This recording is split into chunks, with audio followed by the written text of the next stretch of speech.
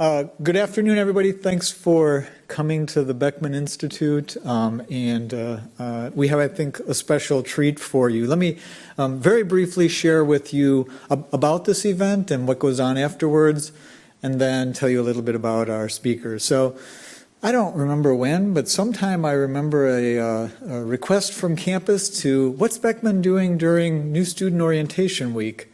And I said, we don't do anything during and do they really need another thing during New Student Orientation Week? And I thought, no, that's for sure. But it did at least get us thinking about, oh, maybe we should do something for our graduate students and at the start of the school year. And so as we didn't have to scratch our heads too long to think about, well, one thing we could do is bring Jen Heemstra here, and I'm pretty sure she would be very popular with the graduate students, and I think will be popular with more than just graduate students, staff, faculty, postdocs will all, I think, enjoy what Jen Heemstra has to say. Why didn't it take very long to think about Jen? Obviously, one thing is I've known her for a long time.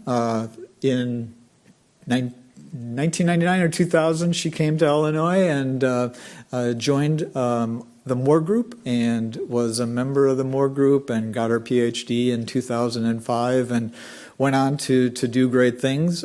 She was a postdoc at Harvard and became an assistant professor at Utah. And then, she will tell you maybe some of the story, but ended up at Emory and suddenly lit up social media in a way that I would say has become very impactful for almost anybody who's paid attention to what's been coming from the Heemstra tweets really since, I don't know, the last year or year and a half or so, something like that.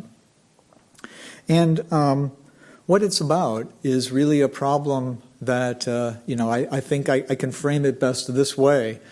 As far as what it's really meant to me, I would say that one of the greatest pleasures growing old, if you're a parent, is actually learning lessons from your children. Because there's nothing almost more satisfying in life than actually learning. And when that learning comes from people that you really have invested in, it's really one of the most fulfilling and satisfying things. And, I would say the academic parallel to that is when you start learning things from people who have passed through your laboratories. And a lot of times that's very discipline-oriented stuff, like, wow, people are taking mechanochemistry, to take my example, out of ways that I never would have possibly imagined. That's one thing, but it's a completely different level when, as mentors and as advisors and really trying to help graduate students work their way through graduate school onto a career and helping postdocs try to navigate their way onto what's the right next choice for them. We all are trying to help and coach people in ways that probably we have never been trained before. And we all sort of keep secrets to ourselves about, issues that we all have struggled with and faced.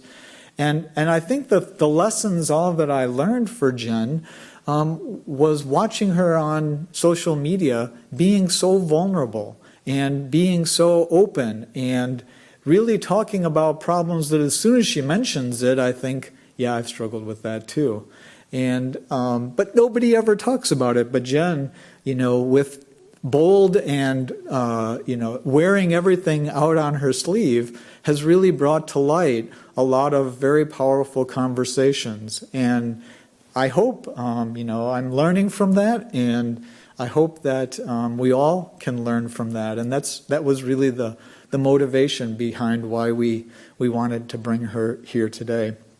I don't really have anything more to say. Her bio, is spectacular, and And yet the message that she really wants to deliver today is the one that's on the screen. So Jen, thanks so much for coming, and we really look forward to one last thing before she gets up here. We also want to try one other thing that sort of helps socialize the Beckman Institute, and that is please join us afterwards for a poster session in the atrium. There'll be some refreshments. It's an opportunity to experiment with a non-traditional style of presenting a poster. It's called Poster 2.0 if you haven't heard about it. And the whole idea is, can you take away a message from every single poster? And this is a sort of an attempt to try to do that. And here in the Beckman Institute, where the research encompasses such a broad range of work, it's I think an interesting place to try this experiment. Not at a professional conference that you're most fired up to give your best, and greatest, most detailed-oriented poster session, but this one should be the simple poster, and hopefully we can all take away from what our colleagues around the Institute are doing.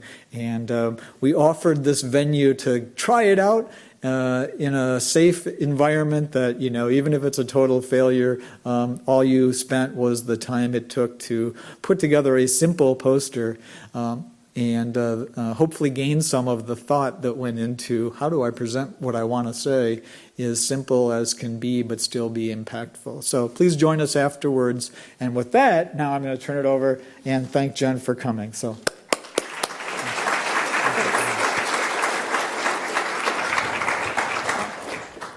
Thank you so much. That's incredible. And I'm just incredibly honored to be here. This morning, I think I tweeted something like, I'm super honored to be here, and also terrified, because it turns out you never outgrow the deep desire to want to make your PhD advisor proud of you. So hopefully I get to do that today. I also want to say, kind of a life lesson to anyone who's, earning a PhD or thinking about a PhD or going into a postdoc is, you get a certain point in your career and you start looking back. And there's certain decisions where it is terrifying. You look back and you think, what if I hadn't made that decision? Where would I be now? And I don't want to think about where I would be now.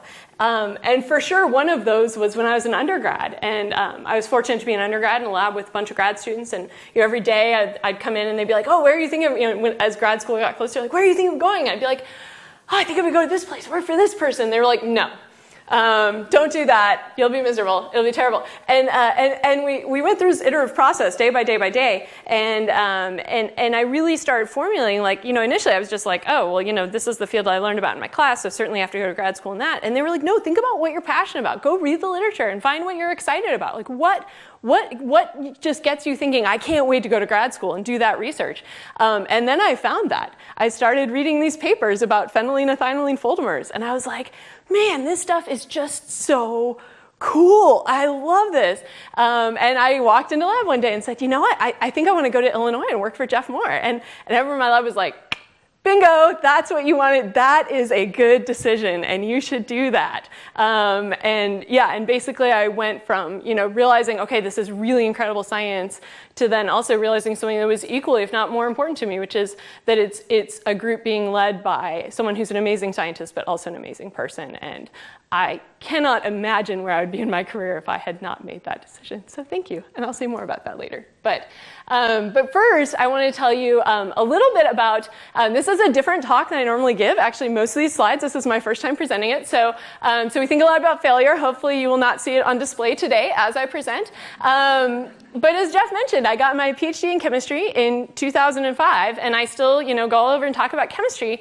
But today I want to talk to you about psychology and education, and topics that are a little bit outside of my comfort zone. And so you might think, oh, well, okay, she's an educator, and she's a person, so she knows psychology. She must be real comfortable talking about this and doing this research. And so I want to start with a confession, which is a conversation that we started working in this area really in earnest. Not about a year and a half ago. Actually, that's how I won't tell the story, but that's how I ended up getting on Twitter, is that trying to hire a postdoc for this project, is how I discovered that Twitter existed. But a conversation I have often with people is that I'll be talking to someone, a colleague, a student, a postdoc, a friend, someone in my department, another faculty member, and I'll say, oh, we started this education and psychology research project. It's really fun, but it kind of terrifies me. Like, it really terrifies me, especially when you start it. And they say, well, why is that? Like, well, this is like all new to me. I was trained to be a chemist, right? Not to do education. I wasn't even really trained to be an educator, right? I teach, but was I trained to be an educator? Like, was any of us who are faculty members? But so this is all new to me. And, I'll tell you the story about why. But we said, well, I want to do this thing and I've got some money. So let's just launch it as a big nationwide network. Why not? What could go wrong, right? And so I'm terrified that we'll fail. It's big, it's growing fast, we don't really know what we're doing. And they go, well, what's your research project about? Overcoming fear of failure. And then I just let that sit for a minute. But this actually really gets something that hopefully you'll see throughout the talk, which is that, it's actually one of the fun things about this job is, you can just kind of do whatever you want. I could say, oh, I want to do this stuff. Okay, well, I'm a tenured faculty member, sure, why not? But also that, it's like you just get to live your research. And actually how, working on this project, it's so deeply personal. And really, something I heard Will Dichtel say once is, having this job is a chance to live out your values as a person in your science. And that's why this project has been so special to me in a lot of ways as well. And so, so how do I do this thing that terrifies me? Part of it is that I was like, okay, I'm just gonna take a little step every day, right? I think this is just life in any realm. Whether it's your research, whether you're applying for postdocs, whether you're starting a new project, whether you're thinking about going into a new career, it all terrifies you, or it all terrifies me. But it's just about every day saying well, how can I just take a step forward? You can't become less afraid, but you can expand your comfort zone and you can say, okay, I'm just gonna, what does it look like to take a little step forward today? And yeah, it's a little terrifying, but I'm just gonna do it. And then the next day, a little step forward, and a little step forward, and a little step forward. And all of a sudden you turn around and you're like, all those little steps, I've gotten somewhere. And I'm doing things that used to terrify me, but now they don't terrify me anymore. And so that's been a really big story, actually, of doing this project, I think, for all of us involved. But then the other bigger answer to how we can do this and why we do this is that we have amazing people on our team, right? This is our nationwide collaborative as of this May. We've got about 45 people from all different STEM disciplines. There's education researchers, there's psychologists, there's academic administrators, there's graduate students and postdocs from all sorts of different institutions. And together, we can do stuff that none of us individually could do, even the sum of what we could do individually. And that's the other reason I was really excited to get to talk about this, because I think this really embodies what the Beckman Institute is all about and what we get to celebrate here with what's happening and what's being empowered by the connections formed in this building and across the university and across the city, is to be able to partner with people who have totally different skill sets, but aligned passion and aligned interests, and to say, okay, how can we get together and do something that, tackle something big that none of us could do on our own, and really, build something greater than the sum of its parts. And so that's what also makes this fun. And actually a really fun thing I wasn't planning to talk about, but we ended up talking about over lunch is, we're in this for research, but it's really also about people. These people, we started collaborating, we barely knew each other, just through some connections we'd made. And turns out when you meet every week with, a smaller group of this people, you get to know each other really, really well. And the ways that our lives have intersected and the ways that we form support networks for each other now is just incredible. And that's something, this is a little bit of side grad advice I wasn't planning to give, but I didn't realize I needed that until I had it. So if you're in grad school, start that now. Find that crew of people who, is really ambitious but really authentic, and just do life together, do academic life together, and support each other and have each other's backs and drive each other on the good days and support each other on the bad days. And your life will be so much richer for that, and you will all be so much more successful for that as well. And that's another thing that this kind of network and collaboration has taught me. So, okay. So why are these 45 people all gathered together? It's not because Atlanta is beautiful in May. Atlanta is quite hot and humid in May, but yet we're all here standing outside for this photo because we're really passionate about this project. And the reason why we're passionate about this project, right, is that as scientists, this really started from the science side. As scientists, we realize like failure is painful and unavoidable, but also essential, right? It's a key step on, the path to success often. And so we also know that, kind of turning failure into success and moving past it, you need perseverance and resilience. You need to keep going, and you need to, bounce back. You need to bounce back, and you need to bounce back a lot of times, I guess, the way to think of it. But when do we gain this skill, right? We looked at it and we're like, well, we probably gain this in graduate school or when we do research, and we gain it rather painfully, But shouldn't, if this is an essential part of being a scientist, shouldn't our undergraduate science curricula be imparting this skill to students and giving students a chance to learn this skill, right? Is it really all, is there more to undergraduate chemistry education than, sitting in Gen Chem and converting like moles into grams and grams into moles, right? What if we also could use that to, help students gain perseverance and resilience? What if we were adding that value to those classes? So that's what got us interested in this. But before we go any further, this is going to be a participatory talk because that's way more fun that way. So there's a poll everywhere. If you've never done this, pull out your phone or your computer. You can go to this website, or you can text this to this number. If you're old like me, you go, don't you have to text to a 10-digit number? But like this works. So anyone under my age knows that this works. So text that. It'll be on the next slide, but I'll give you a second to do this. All right, so you're going to get to have a few of these, so you'll keep that text open. Okay, let me see if I can make that go away. Oh, it's not going to show it. So I don't know why that's not going to let me get rid of that. But in one word, what is an area of your life where you are afraid of failing?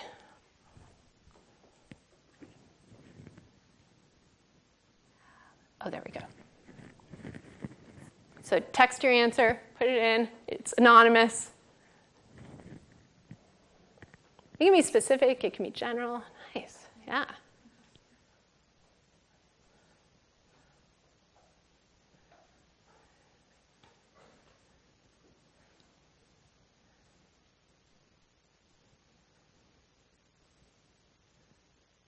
Maybe a few more seconds to add those.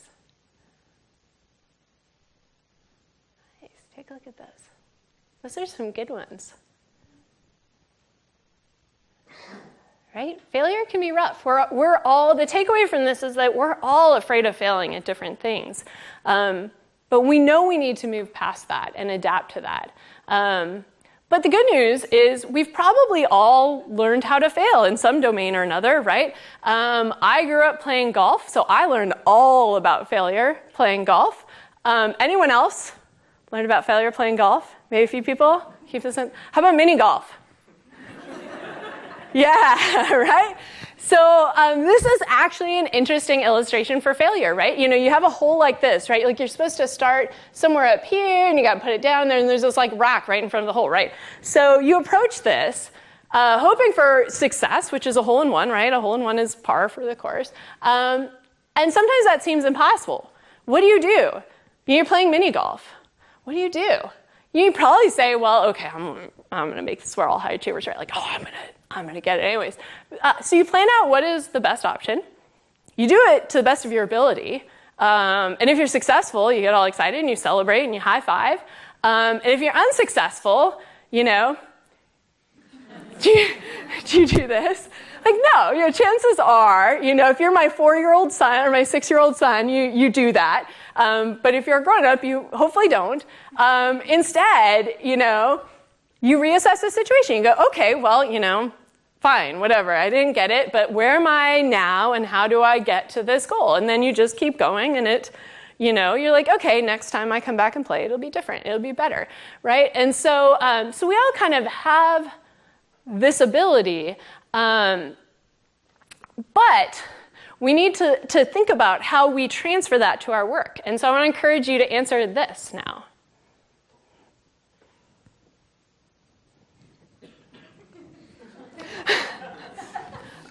This is not going the direction I thought, but I've given you the answer. Oh, there you go. Yeah. That's a little more honest.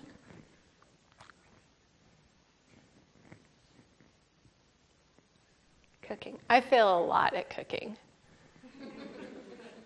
Sports, Scrabble, dance, games, reading, field work, soccer. Those are a lot of good ones. And so one thing you might notice, and that usually happens, is that the things that you're more comfortable failing at are the things that are like a little bit more fun, right? They're the things you do as hobbies where the stakes are low, and the places where you're afraid of failure is when the stakes are high. Like, this is very natural. That's normal. We're kind of wired that way. But we still need to think about it, right? Because you can say, okay, yeah, it's one thing to like fail on the putt-putt course, but when it comes to my research, that's my future and that's my career, and it matters. And actually, we had a fascinating discussion this morning about how we could actually create an academic culture. We came up with a whole new funding model. I didn't tell you about this, but I have a whole new funding model proposed to the NIH. About how we truly reward failure and push science ahead by truly rewarding failure, but at least for right now, right? You need papers to get a job, and to get papers, you need successful experiments, and all of that parlays together into having stuff succeed, not fail. But what hopefully I can convince you of at least is that if you're afraid of failure, it actually makes it harder to do that. And so if you can kind of move past and coach yourself into that comfort zone with failure, you're actually going to be more likely to be successful, right? Because if you're afraid to fail, turns out psychology tells us we do all of these really self-harming things. Like, if you're afraid something might not work, you avoid, I won't ask for a show of hands of who's done this, but I will admit I've done this. I have procrastinated on setting up an important experiment because I was afraid it would fail. I do this. Subtly sabotage something so you have an excuse when it doesn't work. We'll cycle back to this one. If you're afraid of failure, are you going to tell anyone about it when you fail? Are you going to seek out advice? Less likely, but are you going to solve your problem faster if you do? Absolutely. And are you more likely to throw the reaction in the waste container and go home instead of trying again? And so what hopefully I'll convince you of over the next half hour or so is kind of looking at what we can do about this as researchers and educators. And there's something we can do about this if we're willing to kind of lean into the psychology and learn from psychology and coach ourselves according to that. And then we can also have an impact with this in undergraduate education. We hypothesize, we hope. Okay, so how did we start doing this in the first place, right? I never woke up one day and said, you know what we need to do is psychology research in our lab, right? This was just kind of the natural progression of a lot of different events over the past, really about 4 or 5 years. And I think this, again, one of the really fun things about this job is that, you just start doing things and you follow your passion and then you just see where it leads. And often it leads to like really interesting places you never thought you'd go. And so this all started with one of many career-changing conversations that I had with Jeff. There have been many, many of those, and all of this is here because I think you were visiting Utah at the time, and we were just chit-chatting on the way back from dinner. And he said, have you read this book by, I'm paraphrasing, have you read, this book, Mindset by Carol Dweck? And I was like, no, what's that all about? And you're like, oh, well, it turns out how you view your abilities, that can impact how successful you are. I don't know how accurate this is. It's something to that effect. I was like, whoa, sounds like I should read that. So I picked up a copy of this book, and I read it. And what I came across in it was something called the cant not. A whole other area of psychology tells us that we don't necessarily do things that we know we should do. What really drives us to do things is things that we can't not do. You can see a lot of things and be like, oh, I should eat better, or I should exercise more. But you're going to do it once you realize, oh, I can't not. You're going to see data that show you that some food is so bad for you that you're like, oh, I can't not stop eating that, right? So for me, I found a can't not in this, and it's one I mentioned, which is that, okay, fixed mindset, and I'll get into what these mindsets mean, creates fear of failure, and fear of failure leads us to self-sabotage so we have an excuse when things don't work. And when I told my group this, I was talking about this, and one person in my group went, ugh. And I was like, oh, what? Like, you disagree with this? And he goes, no, I do that, every day. And I really appreciated, his courage and authenticity to admit that. We all do. I do this. I catch myself doing this now, right? And so I came across this, and I realized, oh, is this going to die on me? Okay, let's try it again. And I realized, oh, my computer froze up. That's bad. Okay, let's try this again. We had to work failure in somewhere. Yeah, exactly. Had to be some failure. So we work in a business where we face the possibility of failure every day. And if people are self-sabotaging their experience because they're afraid of failure, what does that mean for our success as a lab? And how much impact could that have on us? How much could that be impacting the progress of our research? So it's like, I can't not do something about this. And so how does this all kind of blend together, right? So what does this mindset have to do? What is this mindset, and what does it have to do with research and failure? And so who here has heard of mindset? Most people? Okay, I'll move pretty quickly through this then. So Kerouac's whole hypothesis is that all of this is the outflow of this kind of seemingly insignificant assumption that you make about your abilities and where your abilities come from. Either from the fixed mindset, you have this assumption that your abilities, you're just born with them, right? You're born with this like genetically encoded set of numbers that like in math, you're a whatever 73, and in, singing, you're a 62, and in art, you're a 97, and you get to go around life just trying to figure out what those are and make the most of them. But the growth mindset says, okay, well, yeah, maybe you are born, with different abilities in different areas, but the range around those that you can create through your hard work is actually much bigger and potentially much, much bigger than the differences between kind of what you're born with. That, maybe you're not born, being good at math, but if you really, really work hard at it, you can be quite good at math, and maybe be even better at math than at art, if even though that was something you were kind of have more innate talent in. And so really what happens then is this determines what you put your effort into.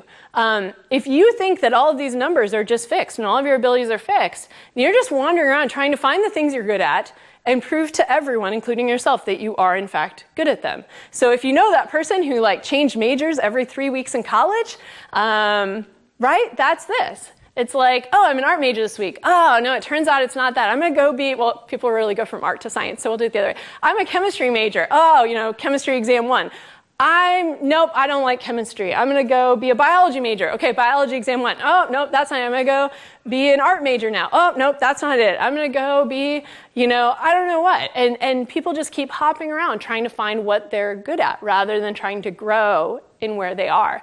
But if you have this growth mindset, then you can say, okay, well, this is what I want to be good at. And I found what I want to be good at, and I'm just going to work hard to be good at it. And you can grow and improve a whole heck of a lot.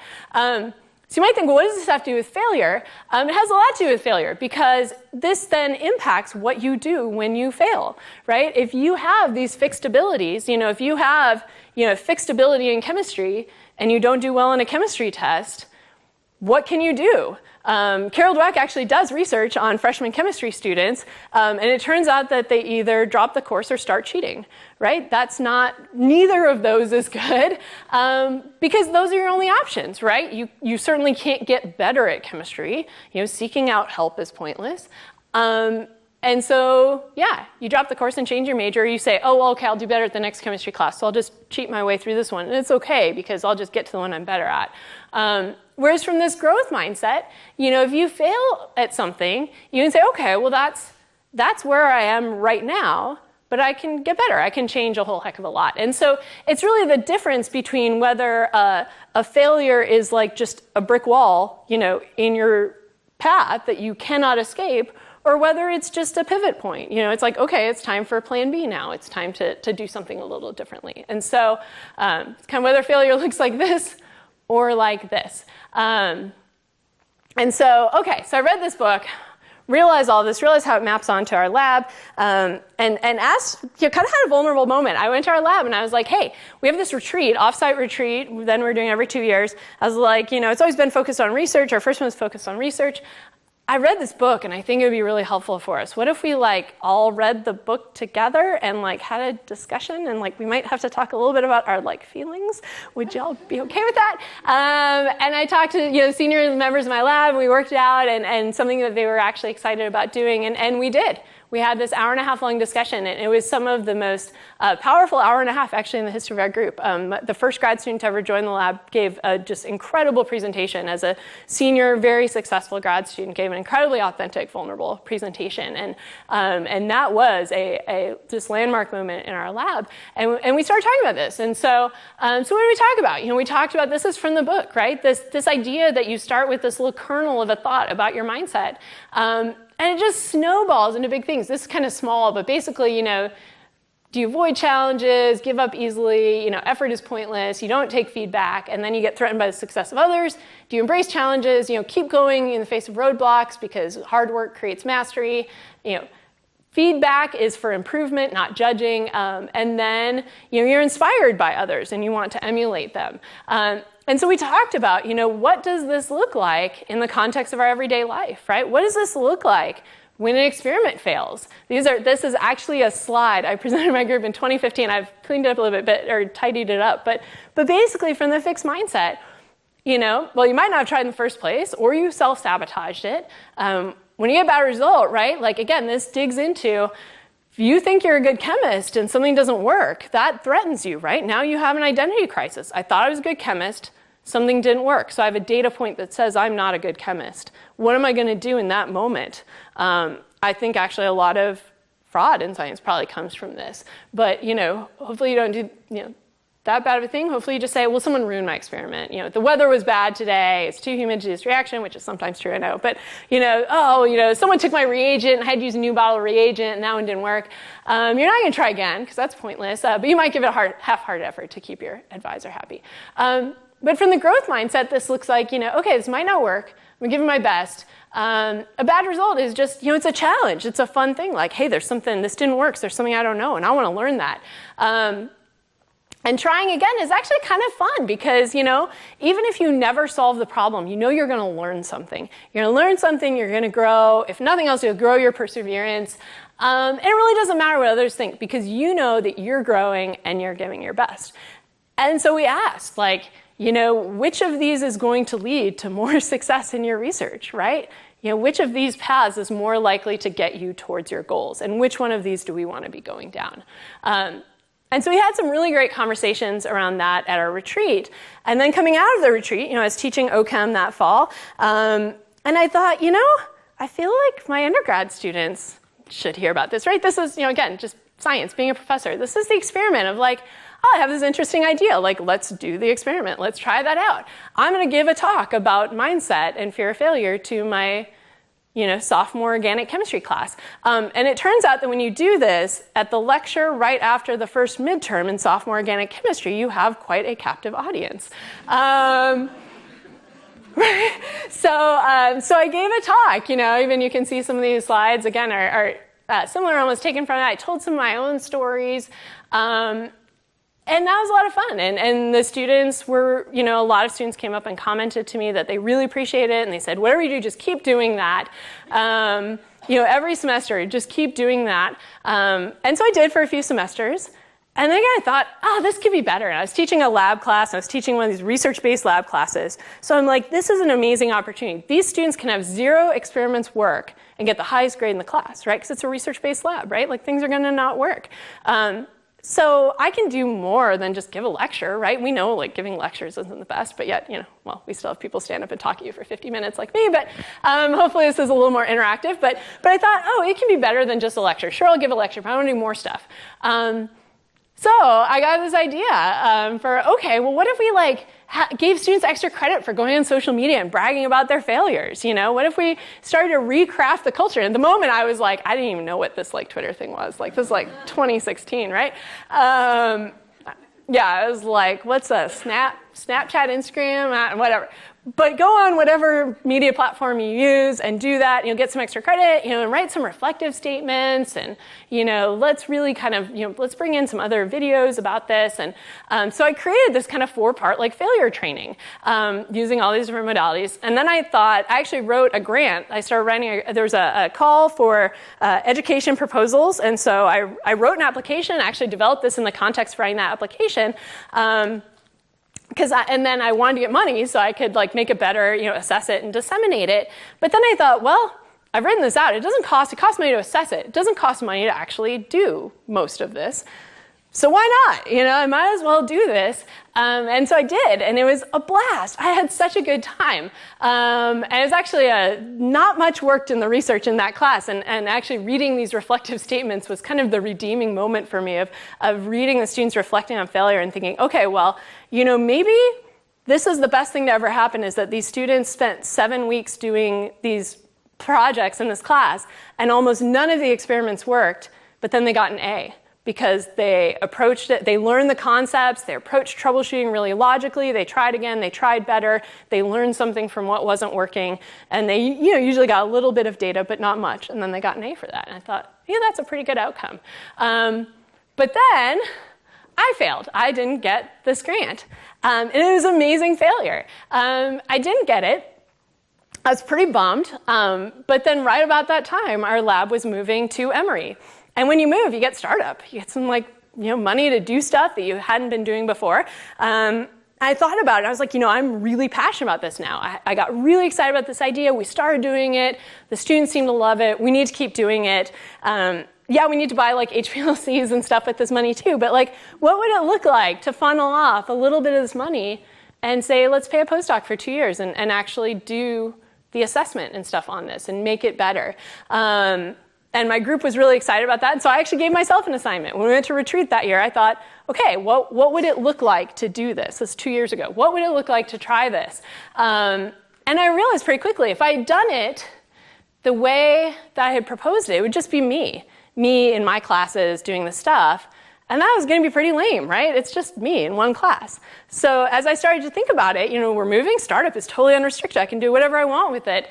So that's where I thought, why not just launch a nationwide network?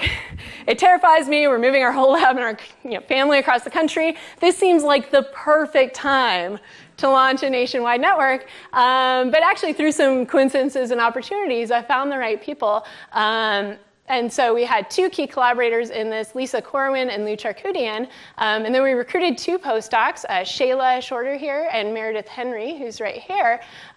So we hired 2 postdocs. Importantly, we found the right acronym. It's an important part of research. So Failure is a Part of Learning, a Mindset Education Network, FlameNet, was born. And then we said, well, let's just gather our friends from these different disciplines, different universities, psychologists, scientists, education researchers, and let's bring everyone to Atlanta and have this workshop. And so this was our 2018 workshop, a little over a year ago. And this is kind of the model we came up with. We said, okay, we need to solve this big problem. Why hasn't this problem been solved? This problem hasn't been solved because you've got STEM instructors down here. You've got people like me who are teaching students and know we want to teach resilience, and we just don't know how. We have psychologists who understand all of the psychology, but they're not talking to the STEM instructors. There's no connections there, really. And then we have education researchers who actually know how to develop good interventions. But often, the psychology researchers are learning all this interesting stuff, and then the education researchers take that and develop interventions. But those are interventions that no STEM instructor wants to use, right? And so there's a roadblock. So he said, what if we just get all these people together? And also, we want this to work across all institution types, everything from community colleges to large research universities. So let's bring everyone into the room, create this network with really 2 goals. One is to have kind of a core group of people who are pushing ahead on the research front. This is really our 4 or 5 core people, though now we're building that out even too with some NSF funding. But then kind of have this network side where we do research to figure out what are the best kind of education interventions we can develop. And then those education interventions, when implemented across all of our institutions, give us data that feeds back into the research. And we can just get this iterative cycle going and kind of this symbiotic relationship and have all of these people together and contributing to this together. And then, disseminate this out and recruit more people and build and build and build. So we did this, and the first year we developed and implemented 2 different intervention streams. And in the interest of time, I won't talk through these a ton. We've got more on the way from our 2019 workshop.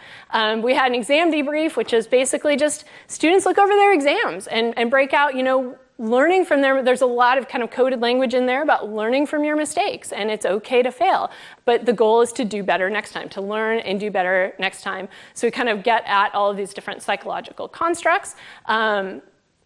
And then we did one for lab courses as well, especially for these research-based labs. And I will share one of the products of this from my lab. But the idea here was to have students kind of think about, if they're doing research in this class, they're going to fail. And if they're going to fail, then what a great opportunity to, instead of just having it be a frustrating experience, again, come alongside them and say, this is actually an opportunity to build this important skill you're going to need for your career. And then to actually, one of the things that came out of our workshop was to have the students be messaging to other students, kind of this growth mindset message. And so we said, well, what if at the end of the semester, students, make a video or podcast, and then we can show those to the students in the next year's class. And so they did this. I have some really great ones, but we actually did a pilot episode because, right, the first time you do this, you don't have any past students. So the undergrad students in my lab were willing, and I work with the most incredible people, and so they were willing to create a pilot for us. And I want to show that because it just shows off their talent so much. So it'll be a couple-minute video, and then I'll fly through the rest of it pretty quick. Okay, hopefully this will play. And I have a very poor cameo. You'll realize acting is not one of those skills that naturally comes to me.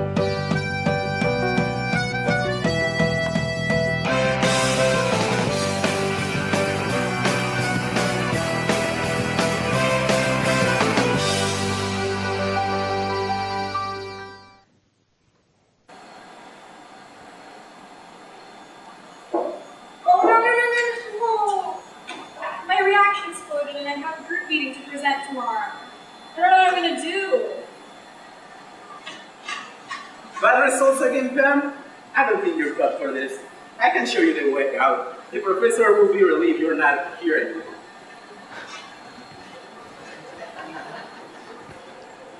I've been working on this reaction ever since I got here, and it just won't work when I'm doing it by myself. If I can't do this one, there's no way I can do the harder reactions. Dwight's right. Maybe chemistry is not for me. I just want her project. It's all. She's not capable of doing the job. And our PI Michael needs to see that I'm the best one here.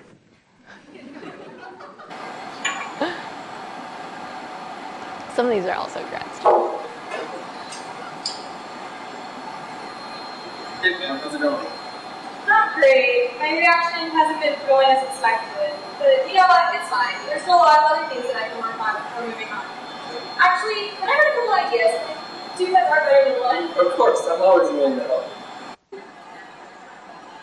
One day you guys will be working for me. I know my reaction isn't working out right now. But with some time, some mentorship, and even a little help from the literature, I know I'll be able to tackle the task eventually. Jim is so helpful. It's refreshing how accepting Pam is of failure. A lot of us hide our failure every single day, and it makes our lab really inefficient. I really like her mindset. What? Not like that.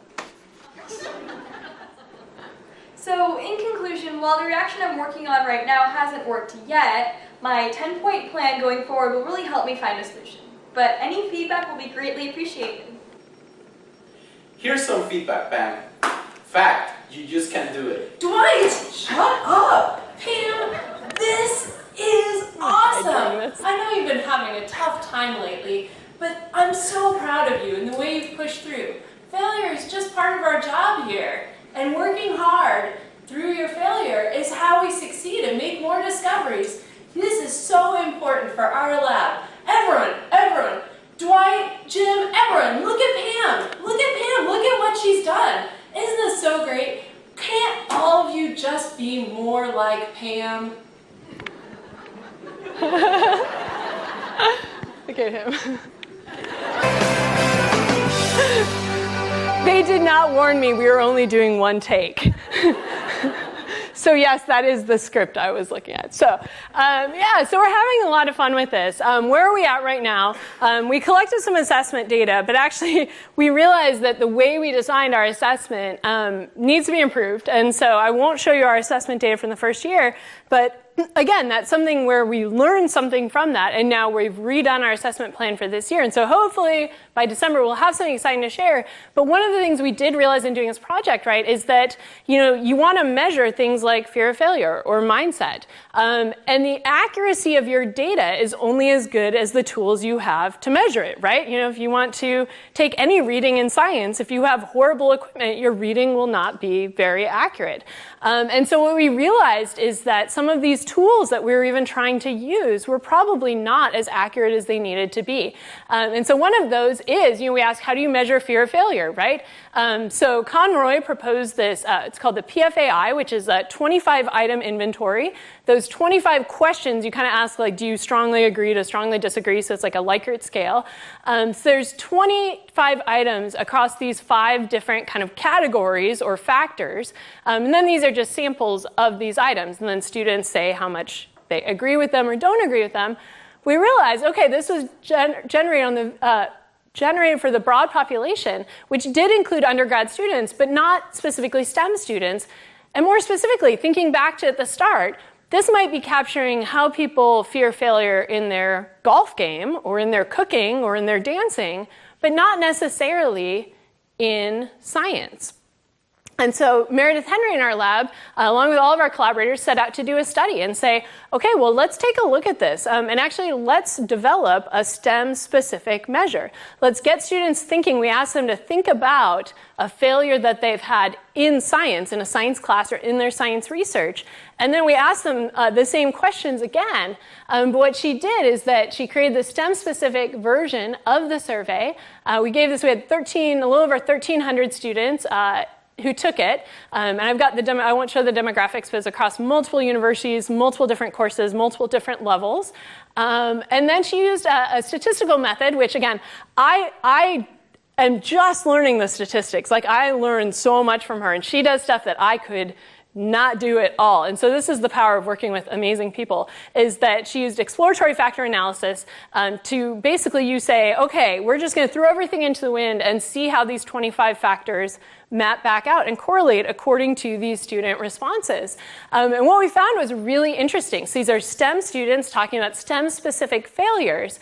And what we found is that 10 of the factors weren't really measuring anything at all. So we could just get rid of those. They weren't mapping at all. But we had 15 remaining, items. We had 15 remaining items that were significant in this model. And this is the best model that we had. There's like multiple models you can choose from. But the interesting thing is now one of these factors is totally gone. Students are not thinking about devaluating their self-estimate in STEM. And this kind of makes sense because I think we do have a little bit of this culture of like, hey, it's normal to fail. If my experiment fails, it doesn't necessarily, this is encouraging. It means that we're not thinking, oh, I'm a terrible person because my science failed. So that was actually pretty interesting. But the one interesting thing is that one of the items from this scale, when I'm failing, I blame my lack of talent. This then popped up as mapping onto fear of an uncertain future. And so we're still kind of unpacking what we think that means. And really what we need to do is get into qualitative research and go back and do interviews with students to try and understand why, kind of talent, how that links to fearing, uncertain, I'm not sure about my success in the future. And so we're really excited about this because it gives us a more accurate measure to use so we can actually evaluate the extent to which these interventions we're doing are working. And it may also kind of shed some light on how we think about failures in science differently from how we think about failures in life. So that's where we are with that. But I wanted to close with kind of like one last story. Which is, what happens when you do fail big? You can decrease your fear of failure, make yourself more likely to succeed. But what about when you do fail? And I've failed many times. I told you about failing at this grant.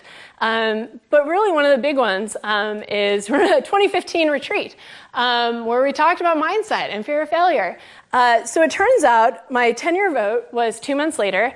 My tenure vote, ironically, was actually the day after I gave my mindset talk to my undergraduate organic class. And it didn't go how I expected. It was not as positive as I expected. It was probably led to one of the worst days of my life. One of the worst, the lowest hour of my life was that right after that, I called my husband, told my group, we still drank champagne, they had some choice things to say, and then I had to go get on a plane to go to my brother's wedding. So I had to go home, get the kids in the car. Actually, a funny story you've probably never heard, but we're driving to the airport and I'm thinking, okay, I need to start applying for jobs and blah, blah, blah. And it's this moment of you did not expect that. Like, it was supposed to be different and it wasn't. And I'm like, I need to do this, I need to do that. And my spouse goes, maybe before you do any of that, you should call Jeff Moore. And I was like, ding, ding, ding, that is the suggestion of the hour. That's what I'm doing. And I emailed you and it was great. And we talked the next day at like 6 a.m. because that's what amazing advisors do. But then I sat on that airplane. It was the first moment I had been alone since this happened, right? Because I was talking to my spouse, I was with my group, we were getting everyone to the airport. And then my husband with the 2 kids took like the 3 seats and he was like, you sit in that seat by yourself because you probably need a minute. And he was right.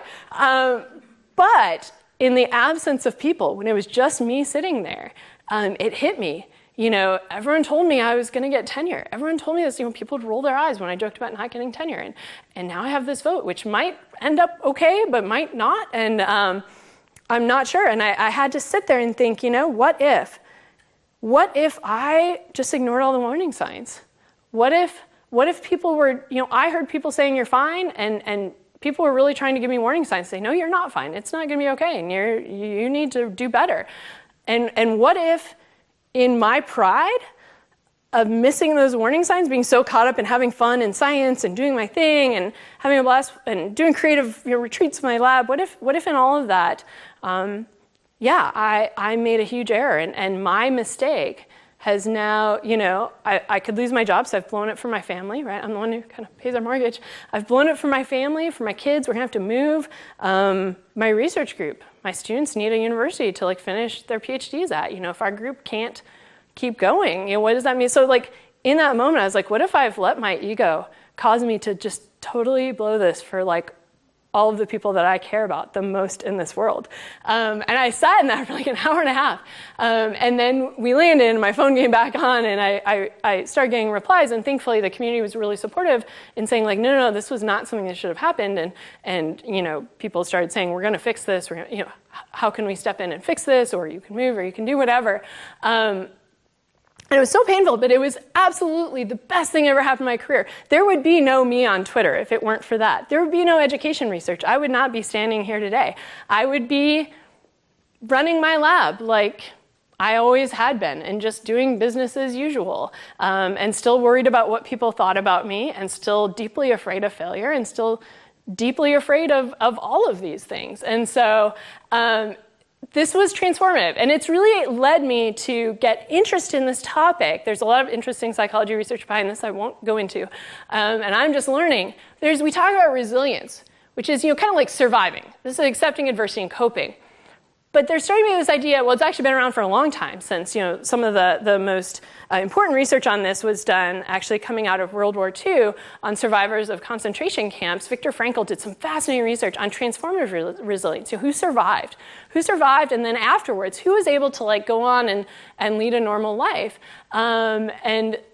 You can't imagine bigger adversity than that, right? And he found it's people who can do this, transformative resilience. They can, embrace the adversity, grow through it, see how it benefits them, and then use it to help others. And so that's kind of the message I want to leave you with. We'll finish this on a lighter note or a reflective note. But right, what I went through, it isn't that bad in the grand scheme of things, right?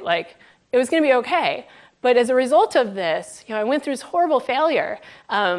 Realized I'm stronger than I thought I was.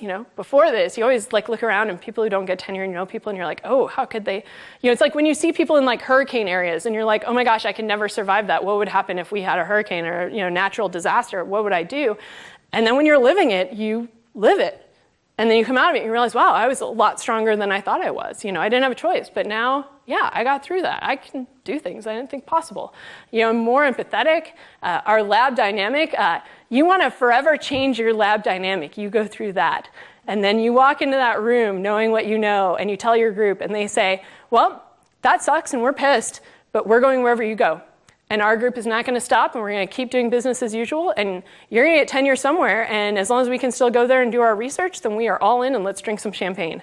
And your lab dynamic will never be the same, right? It got me on Twitter and, caring more about achieving goals than what people think. So, okay, with that, this one, well, it'll pop up in a sec, but what area, this is your take-home homework, in what area of your life or research could you adopt more of a growth mindset or kind of push through some fear of failure?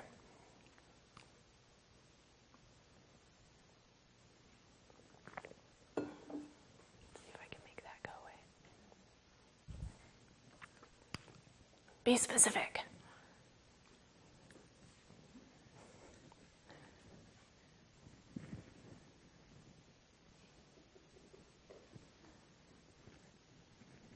If you want, take a photo of this so that you can remember your homework and maybe get inspired for some other homework. Nice, those are some good ones.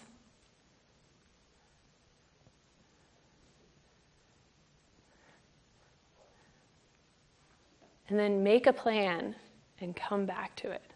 All right, last chance. Please, ears.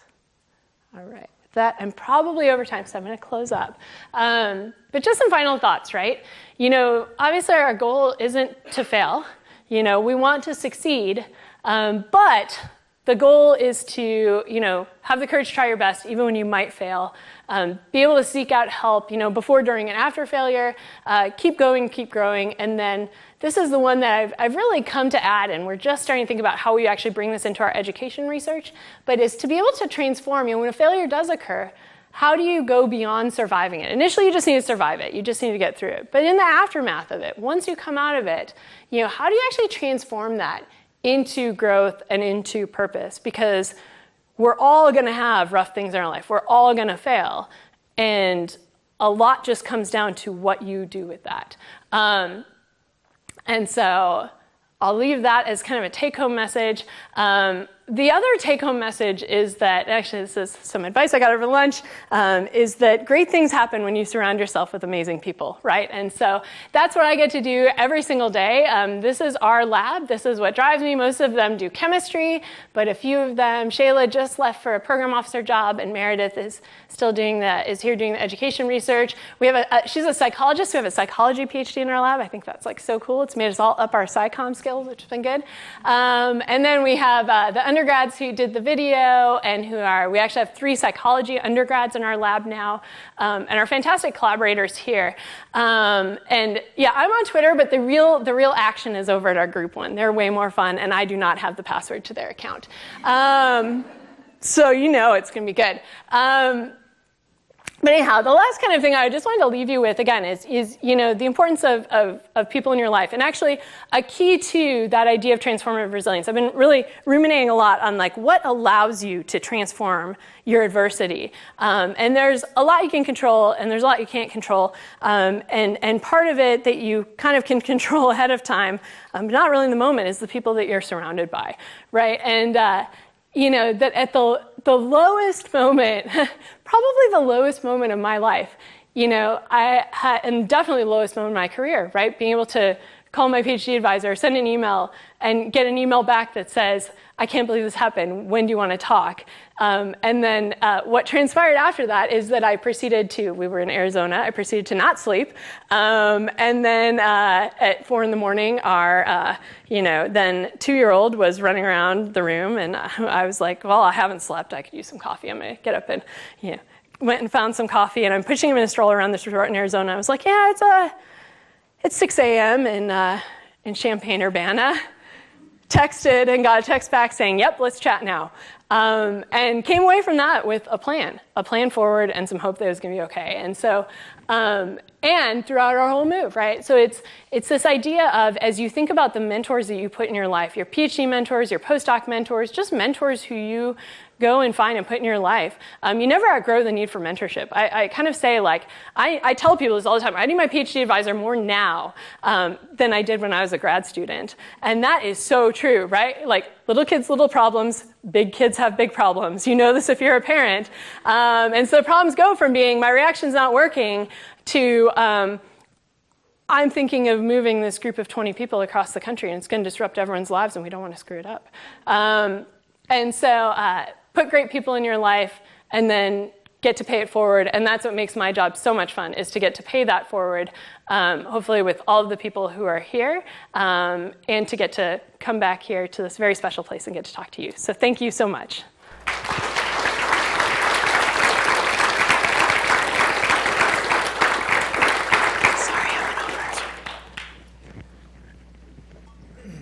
As promised, I think there was a lot to unpack in Jen's talk, and maybe we'll take until the top of the hour, which is just a couple of minutes, if there's some questions to help us unpack what she had to say.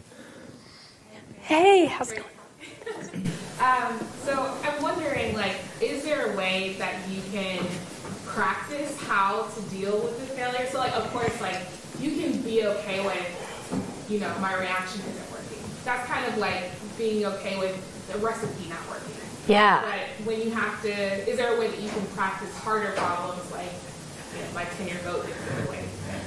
Yeah. Sometimes these days, I actually do. I'm a big fan of the sports analogies, and I think visualization is a really powerful sports analogy or sports method. And I use that a little bit of okay, I'm going to imagine I'm about to find out if our grant got funded. I'm going to imagine it didn't, right? In this moment, and prepare for that. And then imagine if it did and prepare for that as well. But I think really it's about learning your coping process. So we all have a coping process with this. Mine is I go through the 5 stages of grief, the denial, anger, bargaining, all of that. And it's different for every person. And I think you can try to make it as healthy as possible. You can kind of engineer it a little bit. But really, I think a key thing is to learn what that is and to expect it. Because probably one of the other, when you fail, that puts, you have this uncertain future. So that's a doubt. But if you're also, all of a sudden oh, I've been punched in the gut and I don't know when I'm going to feel better. That lack of control over your response to it is just one more thing that adds stress. So the more you can kind of at least understand how you're going to respond to a failure and know, okay, this is the process I'm going to go through. These are the things I can do to maybe make it a little bit easier, and I just have to wait it out, and then it will get better. And obviously the bigger the failure, the more time it will take, and the more dramatic it is, maybe the more dramatic your response is. But I think that, again, understanding what your personal coping strategy is and really refining that is a tremendously valuable skill to build now. Because if you stay in research, you're going to have a lot of failure. And the rate at which I get rejected for grants and awards and papers and everything, you really need to kind of have that strategy at the ready. Yeah. Very good talk. So I like how you talk about fixed mindset and the growth mindset, right? So from a student's perspective, each student has a growth mindset and they're working on a problem. But my experience in UIUC courses has been very good so far. But from personal experience as an undergrad, I can tell you that there's a lot of instructors out there who don't have a growth mindset to grant you sort of great motivation on how you go through the problem. And the solution is definitive to begin with. So that anxiety of knowing that there exists a right answer out there that I'm not getting, even I think couples into the student's performance when he or she's performing. How to reach out to instructors at a mass level in growing their mindset to work on the other side of the problem. Because I think it's not just it requires two sides to work this problem together. Yeah, that is a fantastic question, a fantastic point, and you're exactly right. And that's something we think about with the education interventions we do. Is even okay, they're in this class now, but then what about when they go to their next class? That's more of a fixed mindset again. And what we hope is that a lot of the strategies still being willing to seek out help. Even if you don't go to your instructor, your fixed mindset instructor for help, that seeking out help from someone, that's still a lot of really positive strategies. But One more? Is there one more? Yeah, here. There's no star in Illinois on your map. There's no what? There's no star on your map of places that you're doing this. Illinois is not on there. Because no one from Illinois has wanted to join us yet. If anyone from Illinois would love to join us. Well, the initial one, that was, okay, do we have anyone? We do not. Still, that was just for our initial 15 people, and now we're 40 people across about 25 institutions. But yes, if anyone from Illinois would like to join us, we would love to have new people. Yes. So I'm going to wrap it up here and we'll move out to the atrium, but hopefully you get a glimpse of what I was talking about when I said there's, in the academic world, no greater satisfaction than the lessons that you can learn from your students. And certainly I think there was a lot of lessons here that we all can learn, and I certainly will try to implement and continue to watch Jen so I can continue to learn from her and all that she's done. So let's thank her once more and move out.